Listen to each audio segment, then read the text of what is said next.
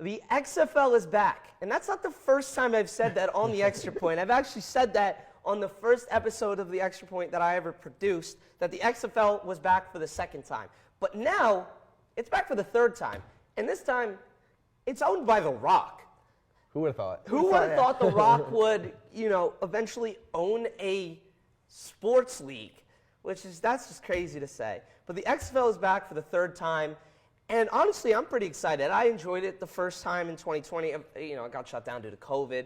But what are you guys' thoughts about the XFL being back? Yeah, I'm really happy it's back. I think third time will be the charm for them. I think even during 2020, before COVID, it was really entertaining. I was watching a lot of those games. It was good football. USFL didn't look like as good football from last year, but XFL looked like quality football.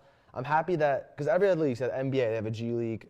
You got baseball, there's the minor league. Hockey has their minor league. Every sport has a minor league, but football doesn't. That doesn't really seem, you can't tell me there's only, there's 32 teams, there's 54 or 53 people on each roster. You can't tell me that's the only people in the whole entire United States that know how to play football, that are capable.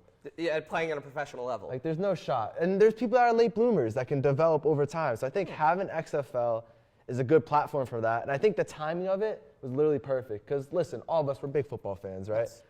The Super Bowl is our favorite game of the whole entire year. But it's also, once it's over, it's like, it sinks in. It's like, hey, I'm going 6 months without watching a single football game. But no, this year's different. Yeah. You wait 1 week, boom, football's back. Football's back. And I think that's good. And it's good for these players, the timing, because USFL, I think their problem was they started in April, and they're doing that again this year. They're starting to go from April to, I believe, late July. That gives no time for these players to get into a training camp, to go into an OTAs. They go right to 2 weeks into a training camp. What kind of shot do they have to really make an NFL roster? The XFL gives these players a really good shot, and I think that, again, the season ending around, I believe it's June, May, gives these guys an opportunity to go to a rookie minicamp, have a tryout, see how they do, because that's the goal of this league. The Rock has said it. They have the big kind of statement that, hey, you're the 54th man. You weren't good enough to make the 53-man roster, so you'd be the 54th man. So I'm super happy there's more football going on, and I'm excited to see where this league goes. Yeah, I think the great thing about this is when you think about it, we look at basketball. We got the summer league. It's kind of turned into a year-round thing. For football, soccer, you got these matches that are going on year-round. Mm-hmm. Football, it doesn't go on year-round.